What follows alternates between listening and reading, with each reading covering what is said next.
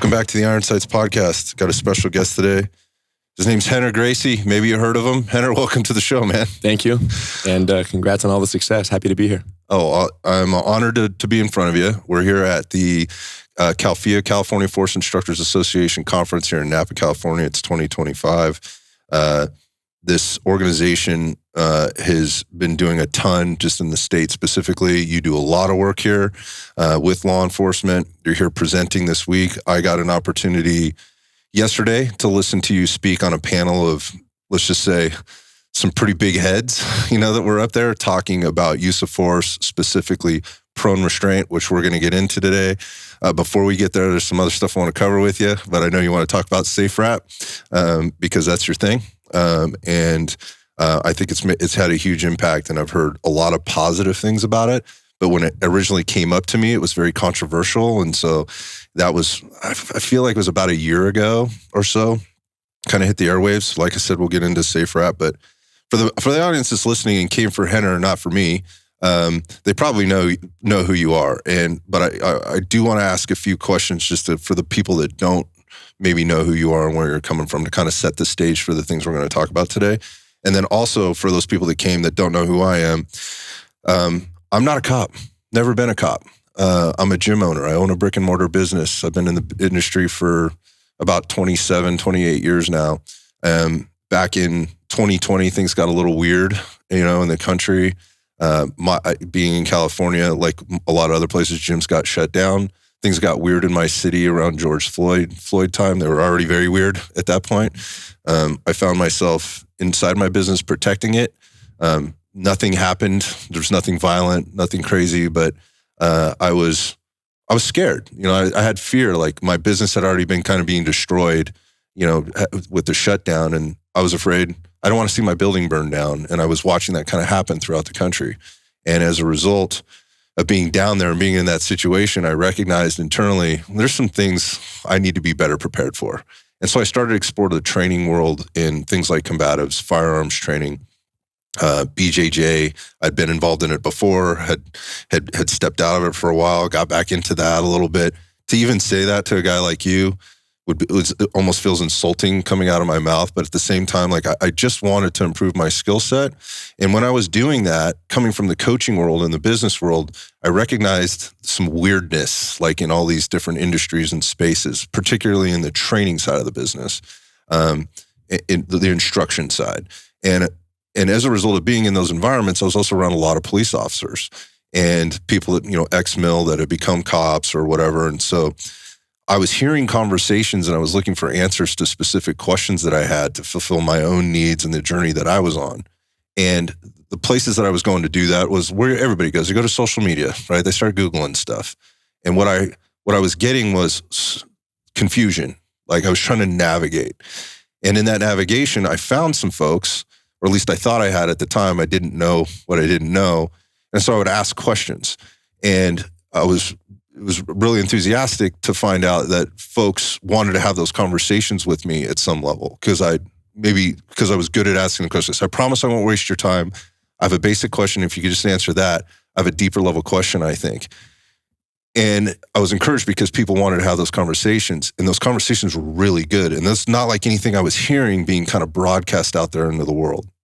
And as a result, I had started the podcast prior to kind of getting into this. And it was all health and fitness based, and I was just trying to market my business and sell some online products like every other gym owner and every other personal trainer, that was out there. And the point in doing that in saying what I said is, I just wondered if other people would be interested in hearing the conversations I was having with these really smart people that weren't getting their message out or hadn't been heard. Some of them were very obscure. Some of them were very large names in the business, but I hadn't seen them in that kind of an environment answering those type of questions. They weren't asking the questions as the basic civilian guy that I was. They were more in their own niche, right? So they were going deep into things. I'm like, I'm not sure that applies to me. But what I learned is that people wanted to hear those conversations, guys like me, but also a lot of cops wanted to hear those conversations. Other civilians wanted to have those conversations. They were sharing those conversations. I was like, this is going somewhere, which kind of encouraged me to keep going, which leads me to how I got connected with Josh and CALFIA. had Josh on the show, got invited to the conference. And so I'm here this week talking to the smart people that are here trying to make the world a better place and help those that are sworn to serve and protect do a better job at doing their job, giving them knowledge, helping them with skills. And so that's who I am, and that's why I'm here. So my knowledge of BJJ is very limited. My knowledge of law enforcement is, I would say, is as limited as it could be, but it's probably a little bit more in depth than my neighbors, right? And the people, in some cases, some of the law enforcement officers that I've trained with or I'm around or interact with as a civilian in the street. And so that's who's listening to this right now, as well as those that have come to listen to you specifically and know more about you. So I just want to set that up. This podcast is about you, not for me, just so you know who I am, because we haven't really talked except for our introduction yesterday. So maybe where we start, man, is just talking a little bit about who you are and what you're doing in the world outside of SafeWrap, right? And then we can bring in the SafeWrap piece, because I have lots of questions about that as a skill that you're teaching. And there's a lot of things going on with that in law enforcement, particularly here in California. So maybe we just start kind of with a little bit of your background. And there's a legacy here, and there's some stuff there, and I know there's a lot. So I'm sure you have a Reader's Digest version you can give us. I do, thank you. And thanks for that background information on yourself. So I had the unique privilege of being born into this family responsible for Brazilian jiu-jitsu. And it's a blessing and a curse, but I've made it mostly a blessing.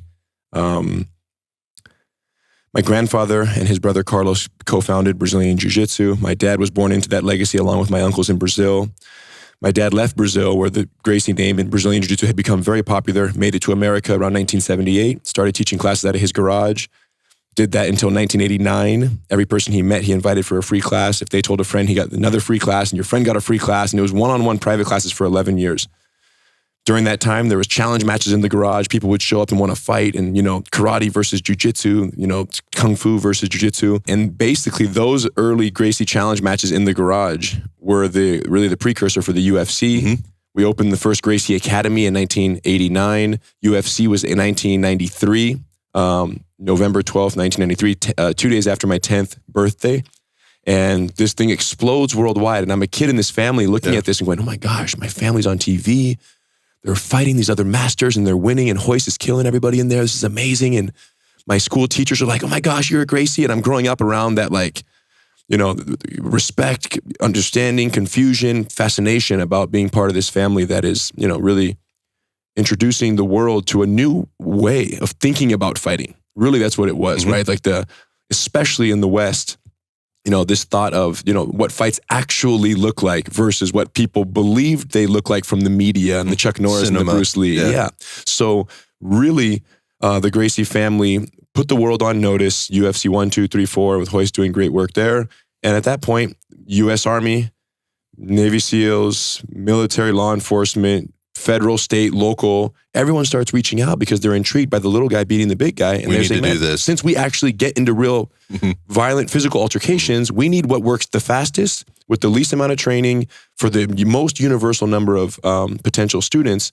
And clearly at that point, jiu-jitsu seemed to be that solution that everyone kind of knew could exist, but didn't know what it was. And it showed up. And it kind of, Joe Rogan says it best, jiu-jitsu is the first martial art that delivers what it promises.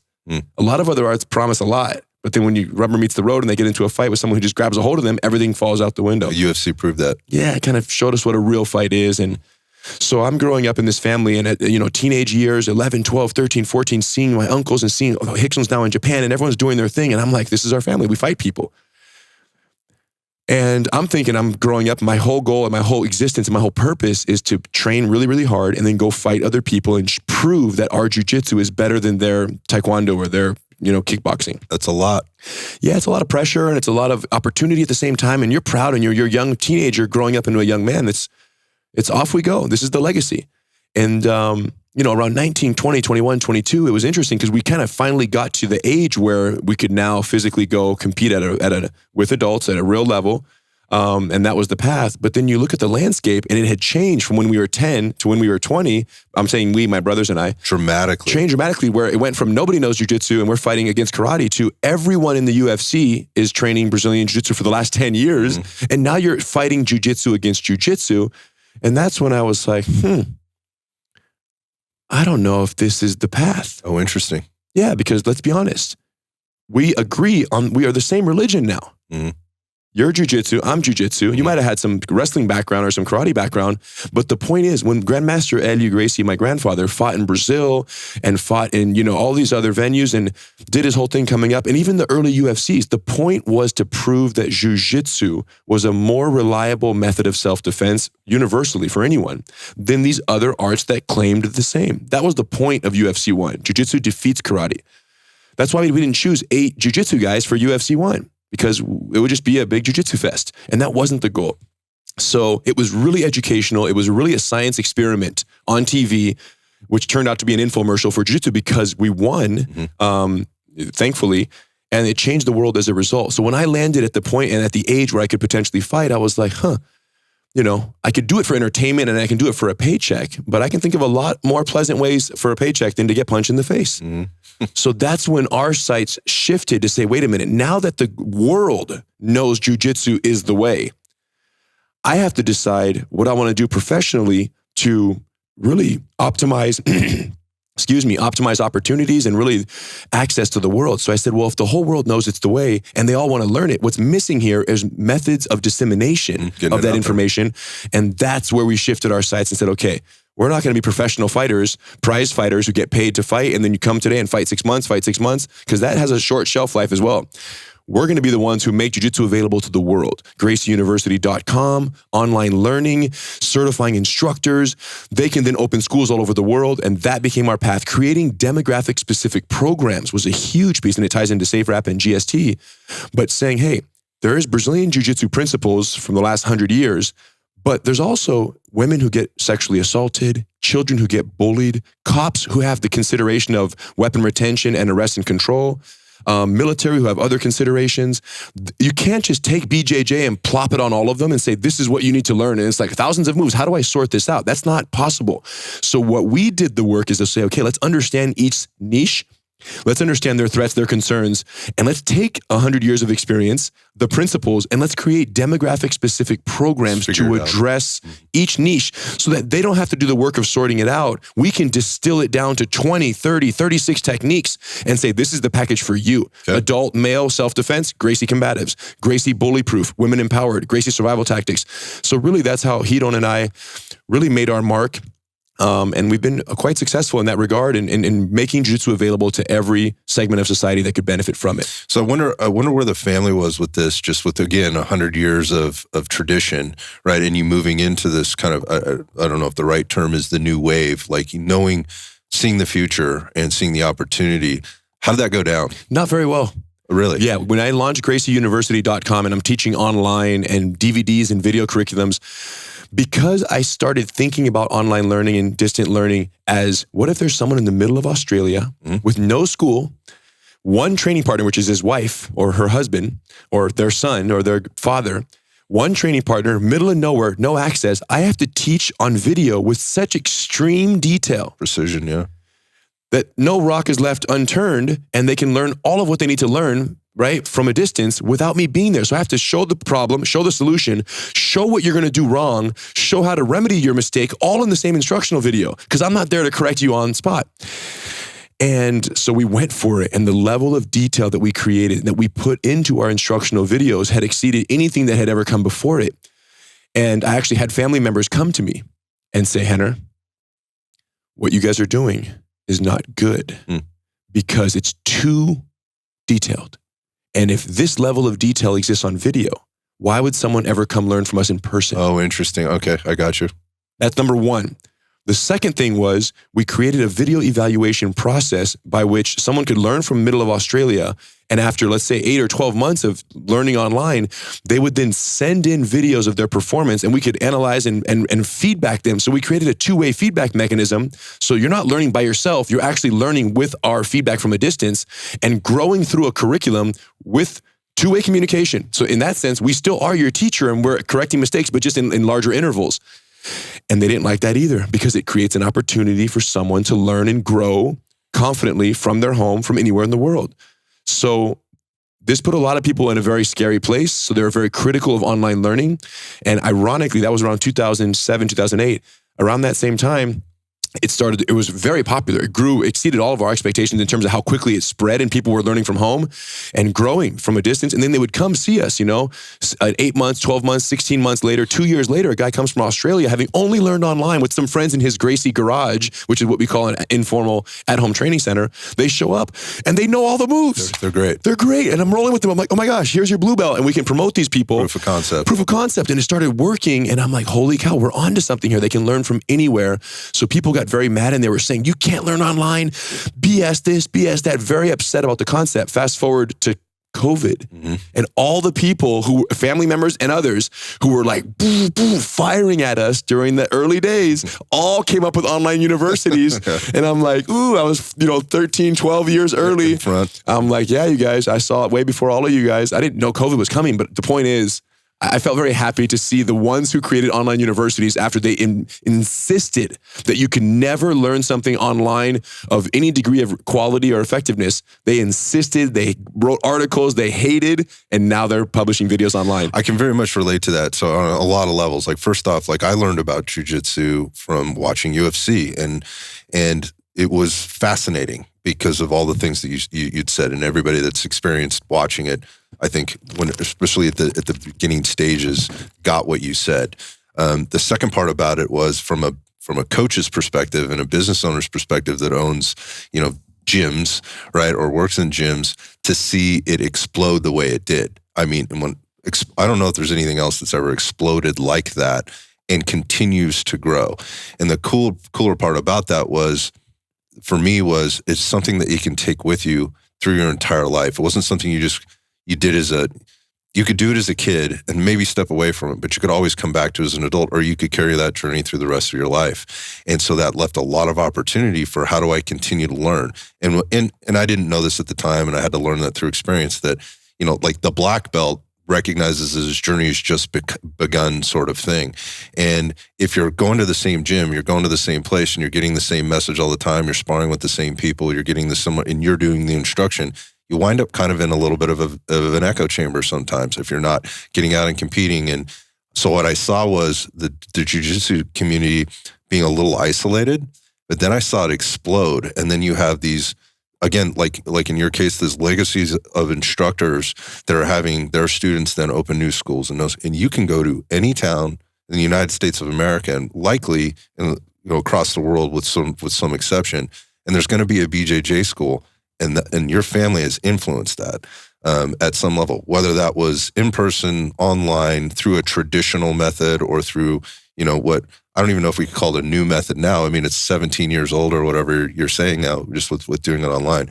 That impressed the hell out of me. And I saw people involved in the online learning getting pretty good at it and having confidence. And I also saw the hate. Like I saw you can't do it that way. And I think I understood that from a coach's perspective, being from kind of the old school. If you're not in the gym hitting the iron and you're not getting it from the strength and conditioning coach that coached in the NFL, or whatever, played and then coached in the NFL, it's just not going to be good.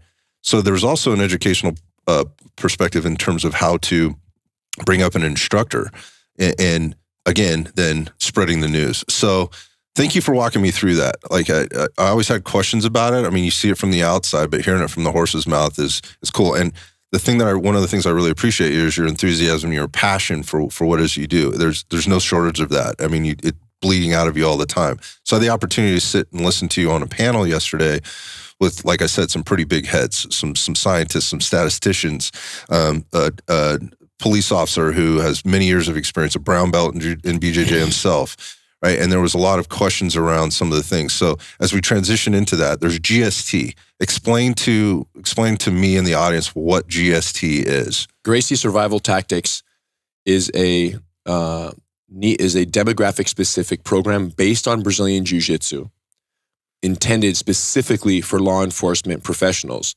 that adapts Jiu-Jitsu to the challenging circumstances they face on a daily basis, including but not limited to arresting, controlling violent subjects, verbal and physical de-escalation, weapon retention, right? During an altercation, you have a duty belt. There's a weapon in that equation. It's accessible to both you and the suspect. You got to keep it in your holster. And then you have to eventually handcuff this person, right? It's not just about submitting them. You actually have to gain compliance and ultimately neutralize the threat, which often entails putting them in handcuffs. So GST is that demographic-specific program. There's GST level 1 and there's GST level 2. And this program is learned by instructors, defensive tactics instructors, over a 40 or essentially 80-hour process, 1 week or 2 weeks. Then they go back and they're certified to teach it at their agencies. Okay. GST has been given kind of the blessing from the state regulatory bodies like California Post. It's one of the few, if not the only one, that has that state backing in over 43 or 44 states, which is significant. And we continue to do great work, and we're just trying to provide the best tools to all the instructors out there they can bring back to their agency and give these officers. And sadly, they get all too often, it's just so minimal training. They get sometimes 4 hours a year, 8 hours a year, 4 hours every 2 years in California. Yeah. So it's disastrously insufficient. But when they have that little bit of training time, our hope is that the skills that they're provided are based in, this 100-year legacy of proven effectiveness and control and personal safety. Now, the origins of that inside what you mentioned with regard to taking things online, when did this start? Talk to me about that. GST started in after the Rodney King incident in the early 90s. I remember that vividly, yeah. The Los Angeles Police Department decided, after so much public scrutiny, that they needed to revamp their arrest and control program. So they compiled a group of civilian martial arts experts to create a panel, essentially, that would then provide ideas and inform LAPD's redesign of their own defensive tactics program. And my father was on that panel. And Joe Icano, who was on the panel yesterday for prone restraint, was at LAPD when that happened. So he was very much, we talked about it yesterday. And I was just a kid at this point, right? So mid-90s, I was like 12, 13 years old, right? So I knew my dad did something with LAPD. It was a big deal. They're doing this. And the riots were a huge deal as kids around that time here in LA. It was wild. So in the aftermath of that, for him to be invited by LAPD to help make things better, I thought, wow, what a prestigious and amazing honor and recognition to be called to that, to that table. And so that's when the beginning of us teaching jiu-jitsu to law enforcement was. The name changed a little bit over the years, but that's the origin of us teaching jiu-jitsu for law enforcement, specifically tailored. And now it's called Gracie Survival Tactics. And we've continued to evolve the program because we've brought in master instructors who are essentially, we have about 7 master instructors, 5 of which are and were full-time law enforcement, SWAT, Louisville, Montgomery County PD, different agencies, federal and local agencies, combined law enforcement experience of over 100 years between those master instructors, because we're not police officers. So having these other master instructors who help shape the curriculum and currently teach trainers all over the country with and for us has created a current, modern, and relevant solution that really specifically addresses the threats and the challenges officers face, built by officers along with us for officers all over the country. So the reason I asked you the question is like, if I'm doing math, that sounds like about 30, 35 years. If I go back to Rodney King, I can't remember, it was 1992, right? We're in 25, so 33 years ago or something like that, right? 33 years inside the institution of law enforcement from the beginning stages of implementing this new program in a department, right? Or an agency of some 8,000 officers these days. I don't know what they had back then. There's been a long time in this, and you grew up in this, right? From the age of 13, I think you said. So you've seen it from the beginning stages, which has exposed you to a lot of things. And it wasn't just the Gracie family has decided this is what we're going to do.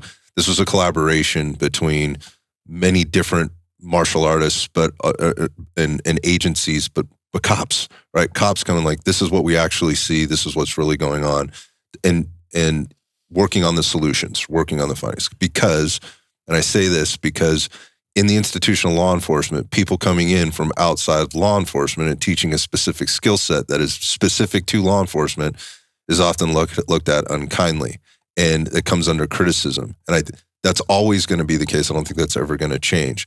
But you just set that up to where we know a few things because we've seen a few things, like the State Farm commercial kind of says. What do you say to that when people are like, Henry, you're not a cop, man. Like, you can't understand this. Yeah. People who either don't want to grow or people who are threatened by our growth and our success will say that. But not one person who's ever shared the mat with us has ever said that after we shared the mat. Not one. There's no one who's ever gone public and said, yeah, these guys aren't cops and this and that and the other. Not that I've heard. And if that person is out there, let's share the mat and let's see what you say after a second round, because it doesn't exist. It's all the people who have not shared, have not exposed. Everyone who comes through our course, everyone who goes through all law enforcement, once they see it and they go, wow, there's so much value. There's so much care that went into creating these solutions, because really, I'm not a cop, but they're also not Gracies. Mm-hmm. I can't do what you do. That's right. I don't carry a gun. I don't carry a badge, and I don't do what you do every day. But you don't have 100 years of multi-generational family experience when it comes to body mechanics, control, leverage, escapes, surviving worst-case scenarios. Basic fundamentals. 3 generations focus on one problem: solving physical puzzles. So you guys can figure this out by yourselves, or you can bring in, partner up, right. Collaborate, open your minds to the family that's done it for 100 years, and we can come up with some magical solutions. Some solutions together, yeah. And no better example than SafeWrap. Yeah, so we got GST, we covered that, and kind of origin story where it's come from. Let's move into SafeWrap, because this is the way it was introduced to me, right? It got very public very fast. I want to say it was about a year ago, right? Almost to the last June. Yeah, so almost to the month. We're sitting in. We just started August here when we're recording this, and some people had a lot of things to say. They had their opinions about like what was going on with it. I hadn't heard about it, and I wasn't as deep into this as I am now.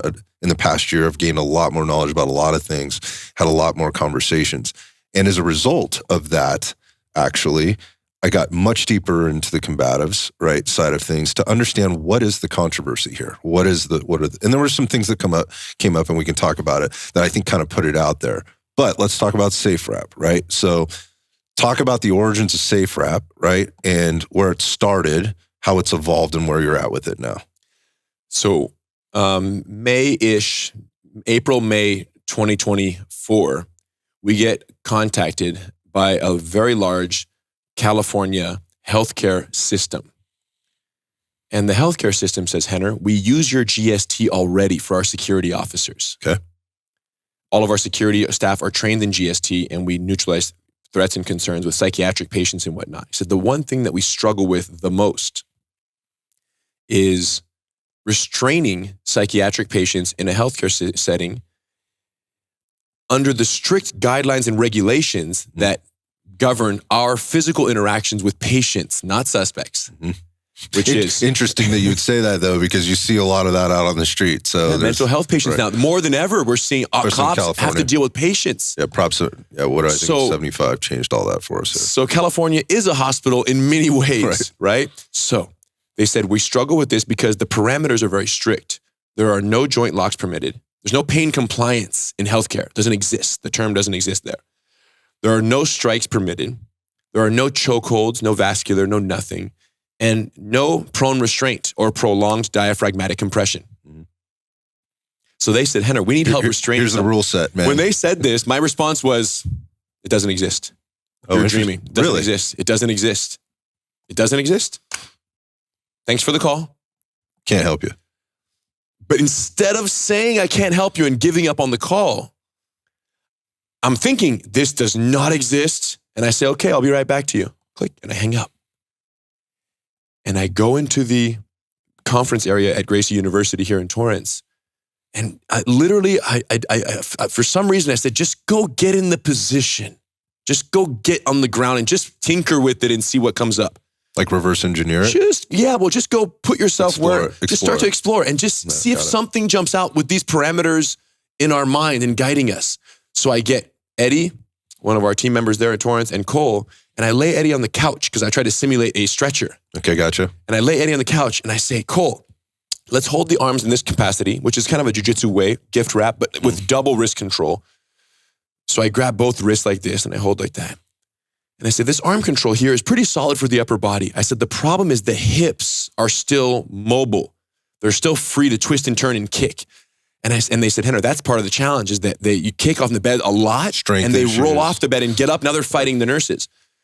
So then while Cole maintained the upper control, I had Eddie on his side facing away from us. And I took Eddie's bottom leg. Just for some reason, I'm like, well, if he wants to turn that way, what if I take his bottom leg and I put it over his top leg, coupled with his top arm going over his bottom shoulder? So what do you notice about these? They're opposites. Little pretzel. They're opposites. They're like, it's like a tourniquet almost on someone's body where the pressure goes in the opposite direction. And then I stuck my arm in around his leg and I laced it up in this manner and I held onto it. Arm this way, arm this way, leg that way. And I said, Eddie, try to roll out of here. Try to go to your knees and get up. And I was like, Eddie, go. He says, Rener, I am trying. I said, go for real. He says, I am, and I can't. I can't move. I'm stuck. So if I could just time you out for a second, the importance of the leg position here for people that don't know, and again, just respecting the audience that might be listening, a lot of problems exist when you allow somebody to, the term would be build the house. Yes. And building the house starts, or midway is getting those knees underneath you. So you may have control for a moment, but if that person can get up into like a push-up position or get up on all fours, that's when you start seeing the body. All the problems. Where the problems and we'll get exist. there in a second. Yeah. We'll transition to law enforcement applications and this, what I demonstrated on stage yesterday, in a second. But the epiphany was had, and then right when I did this, I said, wait a minute, this is very strong. Let's try it on the ground. So I put him on his side. I locked it up on the ground. I'm like, oh my gosh, it works even better on the ground because we can sprawl out. Mm-hmm. We're not elevated. And then I sent a video of this to one of my law enforcement master instructors, all these cops that I work with and are my partners. I send them the video, and Alan, Louisville, SWAT, 29 years, Manganello, replies to the video and says, Rener, that looks amazing. Like the control looks so solid. Can you handcuff from there? Was his text back. Next step. I said, I don't know. I'll be right back. I put my phone down. I go over to the mat. I mess around with it. And I'm like, dude, if we could figure out a way to handcuff without pronating the subject and actually keeping him on his side, this could be revolutionary. 7 minutes later, we figure it out, just tinkering along. I make a video. I send it to Alan. I say, Alan, check this out. And he goes, Rener, this is it. Like straight up. That control coupled with that lateral cuffing, it's going to save lives. It's going to save careers due to avoiding litigation surrounding prone restraint, the conventional alternative that has a lot of public scrutiny surrounding it. And it's going to save officers from injury because the control is better, which means they can't get out, which means they're not going to have to escalate and create that natural cycle of violence over violence. And so he's elated. I sent it to a couple other guys and I'm like, oh my gosh, I think we're onto something. And that's when it settled. I'm like, I've never seen this in my 25 years teaching law enforcement. Not even close, where the goal isn't to pronate. The goal is to retain them on their side, hold, and then apply cuffs. And I'm like, man, I wonder if we can patent this because I've patented other products. I was on Shark Tank with my hoodie backpack. I've invented a great travel pillow called Sleeper Hold, pun intended, where it doesn't let your head bob. So I've invented and patented other products. So you know the process. I know like intellectual property rights, but I had never heard whether or not you can patent a physical method or a process like this. So I Google immediately, chat, whatever was at the time. And I said, hey, can you patent a physical method of restraint? And what I got back was, yes, blah, blah, blah, blah, blah. One of the 4 categorical kind of statutory categories of patentable subject matter is the checklist. There's process patents and method patents. So if it accomplishes a goal, if it's novel and it passes that novelty test, and you can patent it. There's no restriction saying it can't be something that's physical. Okay. So I'm like, it's a new process. It accomplishes a goal. And I have never seen this before. And I think it's new enough. So I applied for patent protection, and now we're patent pending all over the place. And then we decide, okay, let's go ahead and let the world know that this is there and this is it. And of course we announced that, and that's when it was like, wait a minute. Right. How dare you? Right. And that's when you heard about it. Right. So starts in the hospital, right? Now you're putting this out to your people in law enforcement, and there's belief on the inside, right? They're looking at it, they're going, this looks pretty good, right? It's satisfying a lot of the issues that are obviously coming up sociopolitically and in the institutional law enforcement in terms of prone restraint for people That's belly down, right? We saw lots of things. We had cities burned down over things, and it actually started to get written into law. You can and can't do you can still do it, but you have to be careful. You got to get out of prone immediately once they're handcuffed. It became a very sensitive issue. Very misunderstood. Yeah. So which again, going back to the panel from yesterday, there was a lot of detail that kind of went into like what's really going on there. So there was a lot of people are dying because of prone restraint, right? And what we now know is that's not the restraint or the position is not what's causing that. There's other factors, and part of that is not being able to recognize what we call is medically supervise, or monitor what's going on with that person that may be in that restraint. One, because when they're face down or belly down, you can't see their face. They may be having trouble breathing there. There could be all these kinds of things. And in this particular, one of the factors within the SafeWrap system is that you're able to, you're face to face. Hard to see on the podcast. Yeah, you guys are all going to Google it after this, and you're going to see we put a ton of videos on YouTube, and it's all over the place. Let's talk a little bit about I do want to get into the controversy as well, but yeah. I don't know if we do that first, or we talk about the technical prone versus lateral, and address some of what you're talking about right now. Let's handle the controversy later. Yeah, because I really want to dig into like where your head is with this. Cool. So when it comes to conventional methods of restraint, the idea is get the person to the ground, put them on their stomach, get their hands behind their back, and cuff them. Because people remained in prone position with people on their backs and holding them down, and they have other contributing factors to a death, where it could be drug use, it could be a very heightened a state of cardiac demand and respiratory demand, and now they're being held underneath. So because of the contributing factors, people die under law enforcement restraint. And because prone restraint was used, it's often implicated, correct, even if it wasn't scientifically what actually caused the death. So even though the science today, especially with some of the experts that were on the panel yesterday, made very clear that even if the science says that prone restraint in and of itself is not what's killing people, the public perception is totally different. It's misunderstood. It's misunderstood. And the courts, the way they're ruling in many cases is that, yes, because you put them in prone, you're responsible for killing that person. And that's a challenging thing. So what the science says is one thing, what the jury says is another. There's also what the coroner says, and sometimes there's misdiagnosis. The medical examiner as well. So there's a lot of pieces here. So what everyone can agree on is that prone restraint it's a risky endeavor as a law enforcement officer. Because of all of these variables. Yes, not even because medically it's been determined to be unsafe, but purely because of the social optics. And then cities have burned down because of use of prone restraint, even if it was justifiable. And scientifically, not what killed the person, it's still getting implicated. And therein lies the challenge. You can stand on top of the biggest mountain and say, hey, prone restraint doesn't kill people. And the science can even say that. But if the people don't agree, it doesn't matter, because you're still going to get burnt at the stake for using it if someone has an adverse medical event or loses their life. And that's the challenge that many departments are currently facing. So there's another piece to all this, though. What I realized after we invented SafeWrap is that it's not just, optically better holding someone on their side. It's actually tactically a better method of control. Okay. And the way we realize this is when you take someone from their back and you roll them onto their stomach, a couple things happen, and every cop knows this. Number one, they hide their hands immediately because they don't want to get cuffed. They know where you're going, so they hide their hands in front. Number two, they're able to, it's very hard to extract those hands, by the way. So now you can't extract hidden hands because they're laying on top of the hands because you put them there. So now the very hands that you wanted access to, you don't have access to. So you're ripping on their armpit or trying to chicken wing them out. And as a result of not being successful, what do? They start striking, and then what do you see? Give me your hands. That's the most common viral video of law enforcement is prone, knee him in the head, punch him in the head, punch, give me your hands, give me your hands, give me your hands. It looks terrible. Even if grandma is just tucking in and saying, I don't want to go, and she's having a mental health patient or mental health crisis. So there's so many scenarios now where or a neurodivergent subject, not even a suspect, but a person who got called who was a harm to themselves. Now the cops go in to arrest the person to protect them from themselves and have them prone, and they're not cooperating with cuffs, and you're punching the person who was now you're the harm to them. It's an escalating cycle that's worst case for everyone.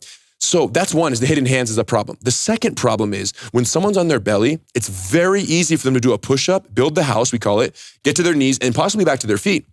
If they're successful, the officer has to escalate their level of force, most likely. Re-engage. Because there's a higher level threat because they got up and they could attack you or others.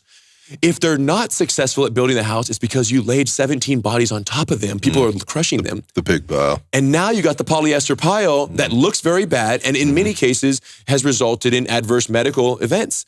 So, or has contributed to, not solely, but potentially amongst other factors when the person's exhausted or on drugs. I think it's logical to come to that conclusion, yes. So you have 7 people piled on top of them. It doesn't look good and it doesn't often end well. Well, look, I think the other question is why did it have to get there?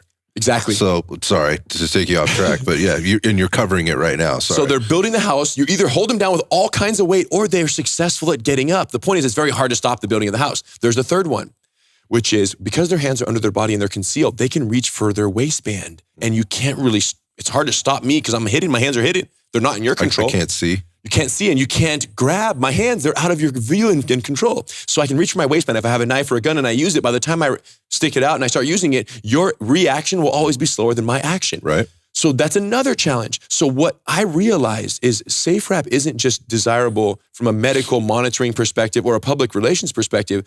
It actually gives us tactically more control of the subject in less time than if we rush the person to prone restraint and put them in that position of power where they can do a push-up, they can hide their hands, and they can access their weapons.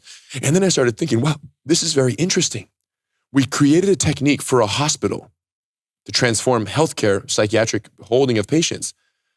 Strictly for the hospital was intended initially, and it's now actually a more reliable tactical method of control and restraint of a resisting violent suspect than the conventional method of restraint. So when that happened, I couldn't help but appreciate the fact that, once again, a solution that I believe will totally transform law enforcement came from outside of law enforcement. Weird. So like the Gracie family, who is not cops, came to serve and help cops, remove me from the equation. A solution for healthcare, hospitals, is gonna transform law enforcement. So to all, back to your question, to all the cops who say, if you're not a cop, you can't help us. Number one, the Gracies have helped a lot. And number two, a move for healthcare, whether I created it or someone else, I'm just saying how beautiful is it that the innovation came from another industry. So if you're closed-minded, you're missing out. And now, why is this beneficial for law enforcement?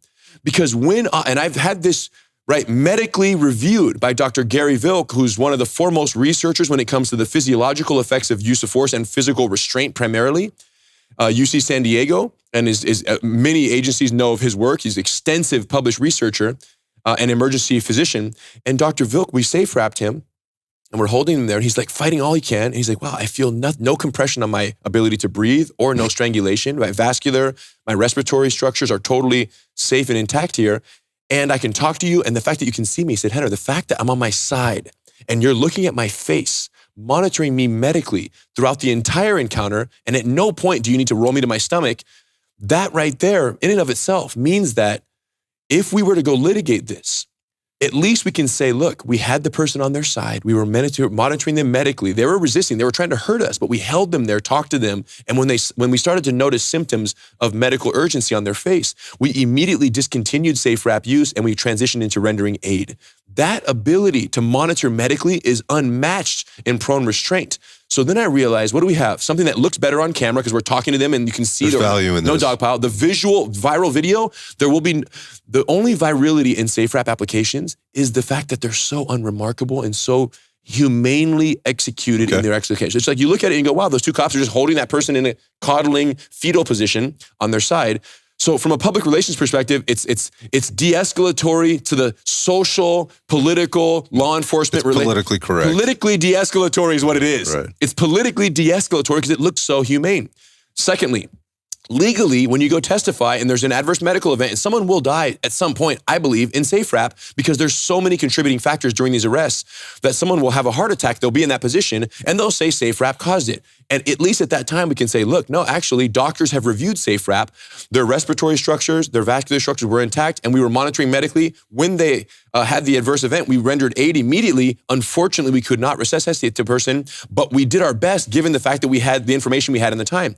And that's because we could monitor compared to they're in a dog pile, 6 minutes pass, we turn them over, which happens sadly, all too often, when you turn them over, they're blue. And this is what Gary Vilk explained to me. He says, Henner, so many cases I'm involved in, they don't recognize the medical urgency until it's too late. Yeah, everybody's just trying to calm down. They're just trying to get themselves calm down because there's no control. And all it boils down to is control.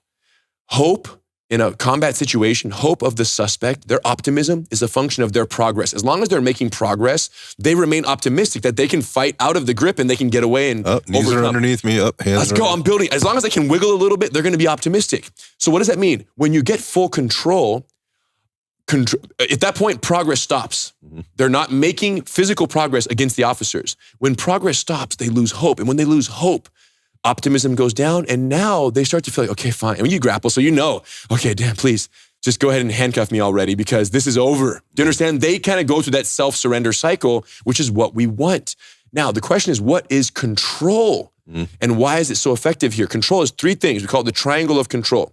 Controlling their hands, because if they have free hands, they can attack, they can grab. Control their hands, control their access to weapons, and control their mobility, their body in general, in space, whatever space they exist. While maintaining my own. Thank you. Yep. So why is it that cops feel so assured and comfortable when the suspect is handcuffed, has been searched, and is in the back of the patrol car? Because the hands are trapped, there's no weapon access because we searched them, and mobility is limited in the car. Those three elements are why we want to get them handcuffed. Now, here's what's wild. With SafeWrap, the second we get them to the ground in position number one, their arms are in our control. I'm glad you're going here because this is where I was going to ask. Their arms are in control. Their access to weapons is limited because I'm holding their arms and because we can see their waistband.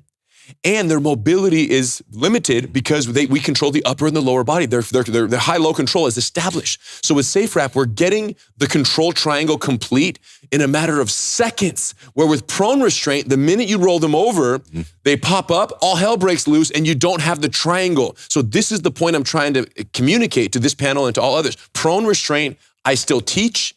It's still a tool that should always remain available to law enforcement and will, in some cases, be absolutely necessary. Okay. But my point is, as a default in two-on-one encounters— That's the other part. That's it. It requires two people. But as a default in two-on-one encounters where there's often chaos and it's usually through two people versus one suspect is often one officer versus one suspect versus one. It's 1v1v1 is usually what it becomes because we're all fighting each other because there's no plan. No communication. And no communication because we're all in a panic. Why? Because the triangle of control is incomplete. Right, and we're trying to establish that as an individual basis. And we're scared, and everyone's doing it a different way. SafeWrap is an agreed upon way to establish the triangle, get absolute control of the subject, and from there, we can calm each other, we can talk to each other, we can talk to the subject, and then we'll eventually get to handcuffing. But here's the point. When someone is SafeWrap certified, they understand that control does not require handcuffs searched in the back of the car. Control is SafeWrap position 1. Control is SafeWrap position 2. So we're calm and confident from the very get-go. So that's an interesting thing that you just put that. We call it arrest and control. I just heard this phrase used last night. I was actually listening to Jay, who you guys were out there actually rolling around, which was awesome to see last night, and debating and exchanging ideas.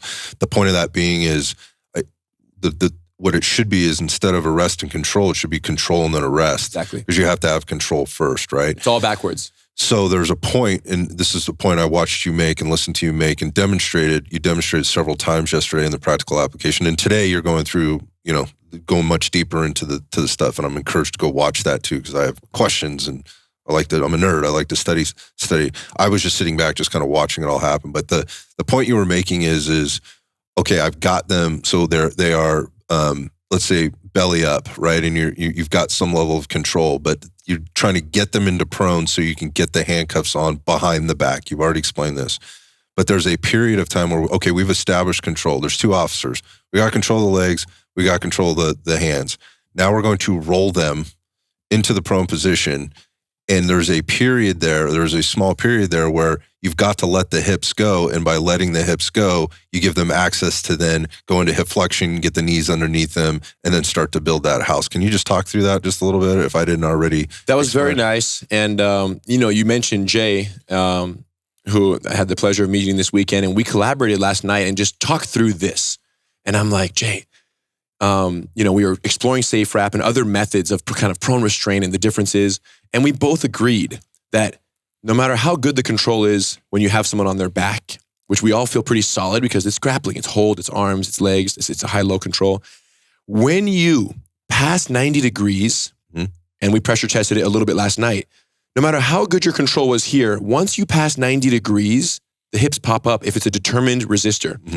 Suspect. Or somebody that knows what they're doing, yeah. Yeah, and even if they don't know what they're doing, it's human. It's a natural response. And that's why so many of the viral videos begin at 90 degrees. Yeah, you learn this as a baby. You just get up. You just go from your stomach to your hands, to your knees, to your feet. It's in your DNA. Humans, it's like humans are like cats. They're just going to, they don't want to be on their back. They want to be on their all fours, and then they want to get up. So he and I were discussing this and different methods, and we were kind of doing pressure testing, and all of the methods, besides SafeWrap, of getting someone from their back to their side, and then eventually pronating their body completely with hopes of getting their hands out behind their back.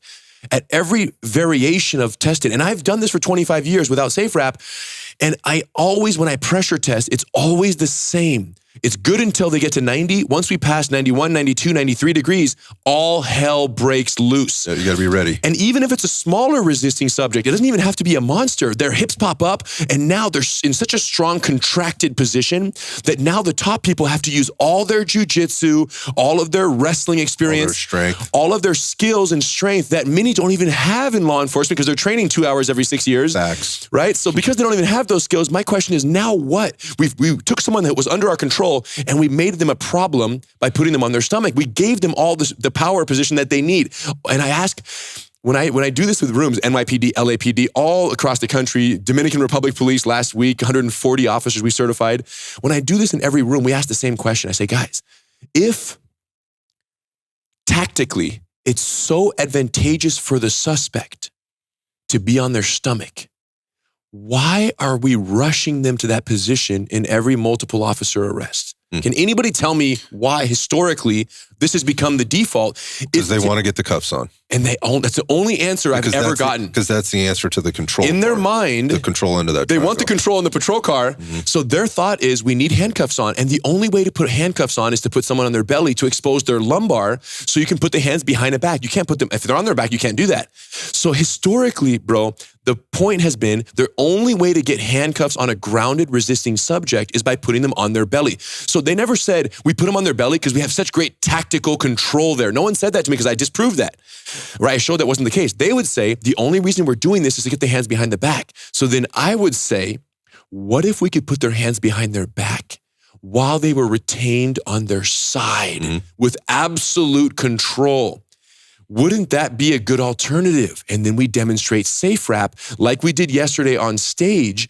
We call a random guy out of the audience, Hector, purple belt. I didn't know this guy until yesterday. He's a beast. Walks up like a freaking monster. And lots of experience, leader for his department. And I asked Hector, let's arrest Bernardo, my colleague, put Bernardo on his belly. I sat on Bernardo's legs. Hector sat on the upper body, started trying to extract those hidden hands, which he could not. And then Bernardo pops up to his hands and feet, pulls out a knife and starts stabbing us. Right. And Hector's like, oh, damn, that was crazy. And we made sure he was good. We go back down. I say, Hector, your turn. You lay down. So it was clear that prone control, even Hector and myself, we couldn't hold Bernardo down. We switched. We lay down Hector. I go upper body. Bernardo goes on his legs, supine, on his back, not on his stomach. We hold him. Hector starts going crazy to get up, to no avail. He eventually surrenders, acknowledging there's 0% chance that he's going to get up out of that position because he was supine, which understandable. And then while we were holding him, I get his arms in position 1 for SafeWrap. And while we were holding him, he's fighting. We roll him onto his side. We cross his legs. We lock him up. And we're in this position of extreme control where he could not budge us 1 inch. And then I notice in his pocket, there's a pocket knife. Yeah, he's carrying a folder. He's carrying a folder in his pocket. And as fate would have it, I didn't plan that. And I honestly, I would have had him take it off before we drilled in a normal training environment. So, my bad. But we're up there. And because of SafeWrap's unprecedented control and calmness of partners, communication, and low level of stress, amygdala hijack has not taken place. We're in our PFC, prefrontal cortex. I see his pocket and I go, Bernardo, he has a knife in his pocket.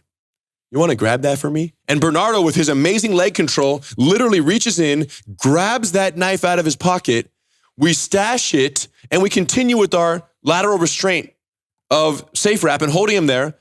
And he can't get out. He complied. Then eventually we talk about handcuffing from laterally. But the point there was, A guy, Hector, purple belt, monster. We couldn't hold Bernardo down and he couldn't budge us on top. So this is what we've done. We've pressure tested SafeWrap everywhere. I went to Santa Monica Beach. You might have seen that video last year in June, July. I put $1,000 cash on the floor. We SafeWrapped random civilians, dozens of them, all more than 3 hours. Yeah. Everyone gets locked up. No one escaped. I said, if you touch the cash, it's yours. If you touch the knife, which is even closer than the cash, you can stab us. We will let go of you and you can get the cash. No one touched the knife. No one touched the cash. No one got up. No one got out. No one got injured, anything, and everyone got handcuffed on their sides.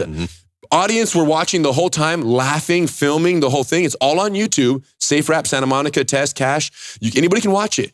And my point is, I wanted to know, against people that I don't even know who really want to get out because the money's a motivation, does this system, is the control the best control in the history of law enforcement restraints in terms of tactical effectiveness? And I believe we made that point very clear. So, I mean, you obviously, this is not your first rodeo. You've covered that before. My point being is I watched it and I watched it happen. I hadn't seen it done. I hadn't been in a room of people to see it. I'd only seen it basically on YouTube, right? In these different applications. So what I was doing was walking around and looking at like, well, how does the 150-pound female, do this with the 250-pound male? Because I expected to see a few things, and I did, and it was only about like, well, that guy's got really big legs, really long legs, and she's very short, or whatever. How does she get that in? How does she wrap those legs up? Like, and it took a little time to maybe more understand the technique, but once she was there, she got it, right? And there were several females in that room, and it's not just about females because males are different sizes and shapes too. There's a couple things here. One is that it's a two-person system, right? And we see a lot of that, right? We see a lot of that. But you also made another point, and that is, why are we being so fast once we have the control to get them to handcuffs? And you mentioned we're a little bit panicked. We're going to feel better when they have the handcuffs on or whatnot. What I certainly could attest to from my outside perspective looking in is the level of control that you have with somebody in this is immense. Like, they're not going anywhere. The biggest people in the room could not get out of there. And the people on top don't have to work that hard, right, in order to maintain that control. So I was impressed by that, right? And I don't have to be, because I have two people there, I don't have to be ready for something wild to kind of happen. As long as I maintain that wrist control, as long as I maintain that leg control, it is there. Now, to the point on the side rolling and being able to cut from there, again, you never have to go to the belly, right? So then it comes up to the seated position where everybody can step back, disengage, person's under control, get them into the car, whatever needs to happen there. So I had all the pieces kind of put together in my head yesterday. It's one thing to watch Rener do it and demonstrate it, but I really wanted to see how are people taking in this information, which brings me to the next point, which is, quite frankly, how easy it is to learn, right? So, and I'm not saying this to blow your head up or anything else, because that's not what it is. I'm a coach, right? That's what I've been doing forever. And I know people learn differently, and some people are really great movers, and you can ask them to do a squat and that looks great. And you're like, great, we'll just set you on your way, right? But then there's deadlifts. A good example is like a Romania deadlift or a hinge or a deadlift type position. To me, that's really easy to do. I don't think I ever struggled with it. It's one of the toughest things to coach somebody to do when they've never done one before and they have no idea how to move their body, right? And you could spend an hour, 2 hours, 3 hours trying to get somebody to hinge properly to be able to do this thing. And what did we get accomplished in that amount of time? Time and money are very, very hot commodities in law enforcement training. And when we break it out into combatives or firearms training or anything training, they don't get very much. You already highlighted that. And so what's really important is that you can give somebody something in a short amount of time to where they can be good at doing something and feel comfortable doing it. And part of that is giving them plenty of reps to do it. Doesn't take long to teach this thing, and you can give them plenty of reps in doing that with lots of different people, which to me, with very low level of skill and fitness, which to me, again, is a thing because of those were deficiencies I was seeing. I was like, well, you're expecting this person to control this person. They don't even go to the gym. They've never been to the gym. The best shape they've ever been in was in the academy, right? And how did they get there? They were doing a bunch of calisthenics and whatever else. Now they're going to go out on the street and they're going to face some reality. And then we don't have to get into what defensive tactics training looks like in a lot of places and what they're being told will work, and then they only realize it doesn't work when they have to apply it. So I want to go back to the teaching, right, and how you're delivering it to the end user. How does that look? How does that work? You talked about there being a 2-day class and whatever, and how does it tie in with GST? Because this is the answer for a 2-person method, right? But what about the one-on-one situation? How do we play into this? Great question. So Gracie Survival Tactics includes SafeWrap. Gotcha. It is, out of 40 lessons, SafeWrap is 2 of those lessons. Safe down and SafeWrap, how to get the person to the ground and how to SafeWrap them on the ground in a variety of different entries and methods and slices and variations. So GST has 38 lessons attributed to one-on-one encounters, surviving the fight of your life and overcoming and arresting and retaining control of your weapon during a use of force encounter. And then for the instances, which are the majority, where it's 2 officers addressing one aggressive subject in a physical encounter, most agencies default to wait for backup. Don't go hands-on by yourself, right? We don't pay you enough for that. Do it unless it's an emergency, exigent circumstances, you have to save someone's life right now, or they physically attack you and ambush you. Besides that, there should be no reason to go hands-on, right? Other than in exigent circumstances. So GST is a one-on-one course, but it includes all of SafeWrap. Okay. SafeWrap is also a standalone 2-day instructor certification course where you may not even be a cop. You might be a school teacher, a church security guard, a flight attendant. You might be a healthcare security officer where you don't need all of GST and weapon retention and all that, but you want to learn this method to restrain. You might be a parent of a neurodivergent child who needs to restrain your own 17-year-old child from time to time. And it's never pleasant, but at least if we're going to have to restrain our child, let's do it in a way that protects them and protects us. So we're getting the full gambit of participants in SafeWrap as a standalone 2-day instructor certification. The next one being October 1 and 2 in Torrance, California at our headquarters. So that's the program, that's the course. And what we have found is that SafeWrap is being, we train trainers and then they go back and they train their organizations under license where they're authorized to do it and teach it to all of their staff as long as they adhere to certain training protocols, minimum training standards, which the license requires. They go and they train. And to see the success that agencies who've adopted this are currently having is all the confidence that I need to know that, number one, it's easier to learn, easier to retain, easier to apply than all of the legacy methods of restraint. We're talking for 2-on-1. And officers who are learning it, who have no previous martial arts experience, who have never been in a fight before, who are of all shapes and sizes, we're getting the data now. It's being validated. It's being validated. In the beginning, people would speculate. They saw our Santa Monica video. Oh, big deal. 2 Gracies, black belts, arresting some, 250-pound kid at the side of Santa Monica Beach on the strand right there. Whoopee, what a big deal. No, that was the criticism for the first 3 weeks, 4 weeks, 3 months. And now we've certified enough, hundreds of agencies are licensed, are now using it, and the body camera footage is coming back. And not the least of which is one of our earliest adopters, Bellevue, Washington Police Department. Right, we got Craig here in the back. Craig is here in the back, right. and Craig is doing great work with Rolf and Larry and the rest of the instructor cadre there, teaching SafeWrap. They adopted it March 1, 2025. That's this year.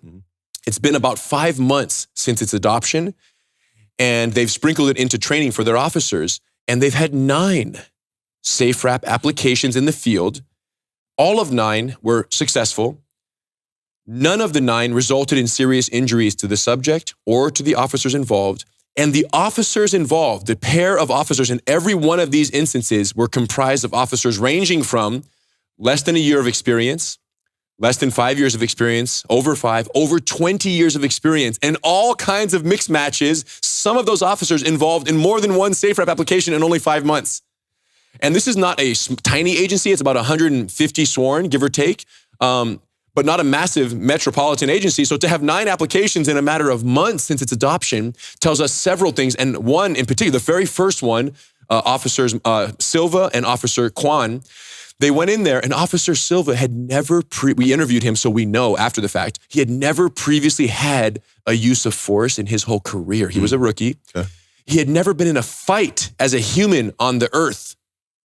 He had never done a martial art. Not been punched in the mouth. No, just someone who grew up, had probably had a good life growing up, and then decided to become a cop, went through their training, learned SafeWrap, had a very minimal exposure, and a week after his exposure to SafeWrap, they're using it in tandem with Officer Kwan, who was a bit more experienced, maybe 3 years on the force, and together they apply SafeWrap. They lock this DUI suspect, the video's on the internet, they lock him up laterally, and they're holding him. Backup comes charging out of the car because they heard whatever the call was for, hey, fight in progress, get us help as quickly as possible. They heard the call, they come running. When they show up, the officers have him in SafeWrap on his side, crossover leg control, crossover arm, and they say, it's okay. We got him in the SafeWrap. In other words, don't panic, everything is cool here. Let's just go ahead, help us apply these cuffs. Now that you have Officer 3 and 4 and 5 show up, you can assist us, even though we only need 2. 3 and 4 can come in and help place one cuff, hand behind the back, other hand behind the back without the dog pile, which is normally when people are running into a fight, it's a dog pile, which we avoid altogether. And then we saw another one, Officer Pereira, Officer Barnett. I just got that body-worn camera footage last week, and I just released that one 2 days ago. Another one, officer with 20 plus years, a female officer with less than 3 years, and she's out there, one high, one low. They're talking the whole time. There's a dog trying to bark at them or kind of lick them in the face because the woman, the suspect, had a dog on her. But they're calmly talking. A third person comes in. They assist with the legs. Lateral handcuffing in plain view. She never got put on her stomach. And this is an assault investigation. They took care of it. It was as humane and compassionate as an arrest could have possibly been against the public wants to see. Which is what we all want, because that could have been my sister on her worst day. Right. Do you understand? This is the whole point. All of us want what is reasonable and necessary to take care of business. And now what is reasonable and necessary is changing with SafeWrap's arrival, because it is giving an alternative for equations where prone restraint with a 2-on-1, again, there are many situations where prone restraint is necessary and valid, and we still teach it. But what I'm saying is there are many where it's not ideal, right? So you talk about a mental health patient, putting them on their face down, and that claustrophobic feeling often doesn't land well with them when you start piling on their back. Talk about a pregnant woman who, if you put her on her stomach, could have catastrophic consequences for the baby and the mother. And with SafeWrap, she could be on her side, potentially restrained, belly intact, talking to her, monitoring her, even though she might be trying to hurt herself or someone else. So with the mental health crises, with the children, right? Try dogpiling a child. I've seen videos of teenagers, small teenagers who are theft suspect at the mall, and a 250-pound officer on her back with full pressure, punching because her hands are under her body. And this is a child. Yeah, nobody wants to, nobody needs This is my point. So the question is, if prone restraint is, if all you have is a hammer, everyone's a nail. Yeah. So I'm trying to keep up with you. There's a couple of things you said, and that was going back to the lessons, right? There's 2 and 40. It's 2 lessons in 40 in a 40 lesson plan. So I want to make this point, and the SafeWrap is not the only thing that's being taught, right? What you said was it's 5% of the larger. My math isn't too good. Yeah. But it's like 5% of the major of the lessons. Of the lessons. Everything else is one-on-one. Okay, so I think that's an important distinction that I don't think people understand. I think I know they don't, because I didn't. So I'm going to assume a lot of other people don't as well, right? Let's fix it right now. And that is that this is not the only thing that's being taught, right? It is a solution. It's a 2-man solution that provides a lot of advantages, right? And I think everybody wants, which is why I'm here this week, everybody wants solutions for our police officers. Maintaining law and order and doing it in the safe, most professional, efficient, and effective way possible, I think is what everybody wants, including the officers that are out there, right? So in providing the solution or a tool, right? And it's a small part of a larger package. And that's really the point I'm trying to make here. It's a small part in a larger package. But what they also heard you say was, but we take that out and we provide it to these other market segments, yes, right, for their own applications, and that it can be used over there, which is unique as it relates to what you would get in most defensive tactics police officer in training. A silo. It doesn't go out. Yeah, it won't, because it's not appropriate or whatever else, unless you're going to a gym where they are training certain things, and even there, like, you're not in a 2-man situation. You're not a mom and a dad with a child who's involved. Yeah, maybe that. My point is, say that I just wanted to make that point, because I don't think I fully understood that. And so here we are, right? Well, I understood you know what it is, GHT. Scott? Listen, the reality is this. Because SafeWrap is getting so much attention and it's in the media, for better and for worse, right? There's people who are, again, complaining about the proprietary nature of the system, which we'll address. We'll get that, yeah. But the point, because there's so much attention on SafeWrap, it's almost kind of, to some degree, overshadowed the work we've been doing for 25 years with LAPD and every other thousands of agencies. That's which has not been really fair. One-on-one. So everyone should know Gracie Survival Tactics is one of the preeminent defensive tactics solutions for law enforcement for one-on-one encounters. We teach from ground to standing to takedown to vehicle extractions, everything. It covers it all. Right, it's a complete arrest and control system. And prone restraint is taught, is in there. Yeah, especially for one-on-one encounters, it's the default because I can't do SafeWrap by myself. Yep. So the answer is GST is a complete solution. SafeWrap is the 2-on-1 part of that solution, and I think every comprehensive defensive tactics program does the same. They offer techniques for solo survival and restraint and arrest and weapon retention. Then they also offer what they call team tactics. True. Our team tactics chapter is simply SafeWrap. That's all this is. And because it's so innocuous, because it's so humane, and because it's so, it's medically approved, SafeWrap floats up and around outside of GST also. And then it lives in here. And that's pretty special. And that's just testament to its medical grade safety, law enforcement grade effectiveness. Okay. SafeWrapSystem.com. That's going to be that's going to be a hard one to argue, man. Like, and I'm not here to do that. I'm just here to kind of get the full story, right? Okay, so there's some interesting stuff about this. So, like, and again, you did a really good job of covering at the beginning, prone restraint, being connected to medical events, things that happen. There's a lot of variables there. There's been some conversation, without getting into controversy, but there's been conversation about the name SafeWrap. And you already said at the beginning of this, look, unfortunately, at some point, somebody is going to sheer volume. That's exactly right. Like, you can't avoid that. Like, somebody's going to have a medical event during this thing. Is that a problem? Like, is it a problem for you, like, in terms of the name, in terms of the choice of the word, and the quote unquote, and this is what everybody comes back, because this is an easy target, the marketing of it, and whatever else. And you're a businessman. I'm a businessman. You're saying, is the name a problem because of the fact that someone will expire? Like, if we're in a judiciary process. Yeah, listen, here's the reality. Yes. Could we have called it SafeWrap? Yeah, exactly. Yeah. The answer is yes. And It might be a little bit closer to what the reality is, which is it's safer than the alternatives. In many ways, I can monitor you medically. And that alone, it makes it safer because I can provide aid as soon as I need to. So SafeWrap. It's just not as marketable, though. Yeah, I got you. Look, man. So the answer is I'll deal with it when we deal with it. The point is, I don't think the title, a trademark, or a name is going to. Now, all my marketing says our goal, or the intent, is to minimize the chance of injury. I'm not saying we are preventing injury. I'm saying our goal in all the marketing is to minimize the likelihood of injury to suspects, patients, individuals, and restrainers as much as possible. So I think the broader communication around SafeWrap is clear, that it's not necessarily something that can't be associated with the medical event, because I don't know what someone's physiology is and when we go hands-on and how that's going to affect them. And all I'm saying is that for many reasons, compared to the legacy methods of restraint, it is safer. Okay. Yeah, good. Fair? Yeah, I think it is fair, and that's why I wanted to ask the question. I have the guy here to ask from the horse's mouth. I don't want somebody else's opinion. That's right. I got it from you. I appreciate that.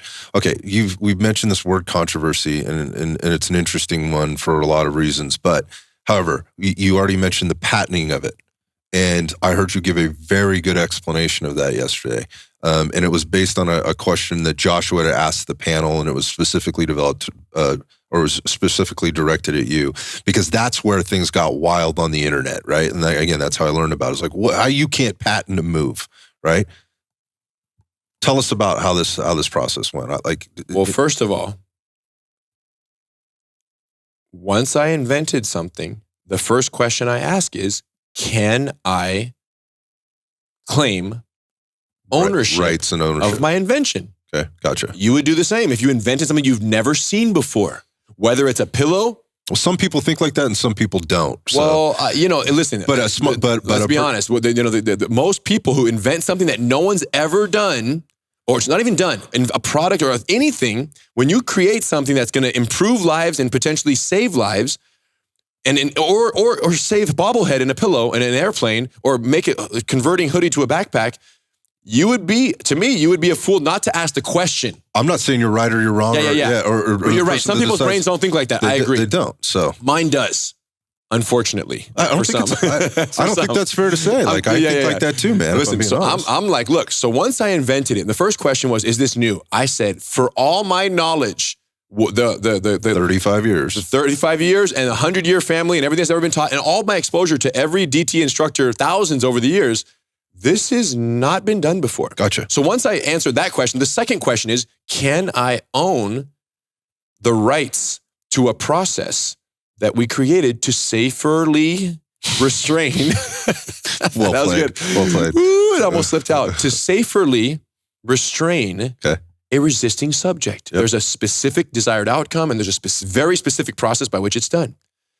I don't know if that's legal or possible. I don't know. Let me just go check it out. And when I ask the question and find out that process and method patents are one of the 4 statutory categories of patentable subject matter, I said, oh, why don't we give it a shot? So we create a very robust 40, 50 pages explaining every detail. Oh my gosh. But went through all the time to do that, to explain it all and explain the ways in which this is new, and also address some of the elements of this process that are not new. And I acknowledge that, I didn't invent putting someone's arm over their shoulder. Like that's the gift wrap. Yeah. Right. And I'm not saying I own that, and I'm not staking claim to that.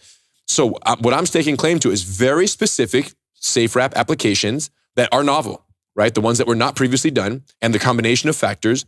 And we submit this application and we go for it. Now, some people say, Rener, how dare you do that? And I go, well, for the traditionalists. Yeah, but well, first of all,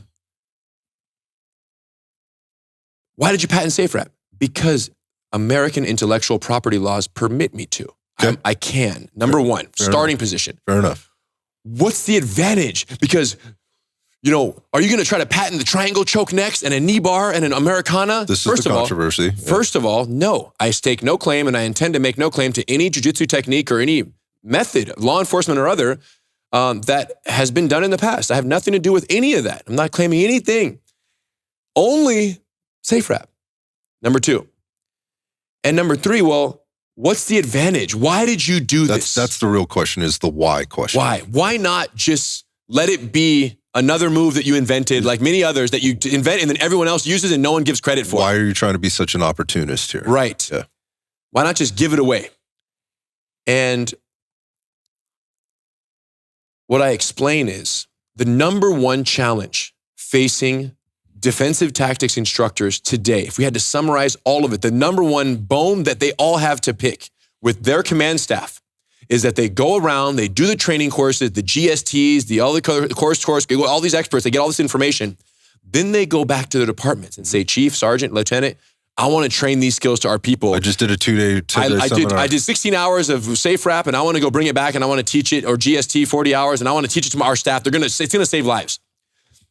And they go, no, our mandatory is 4 hours every 2 years. You're going to take that jiu-jitsu stuff that you learned, you're going to squeeze it into that 4-hour every 2-year block, because that's our allocated, that's the state minimum, and that's what we want, and that's all we have to do, and that's all we're going to do.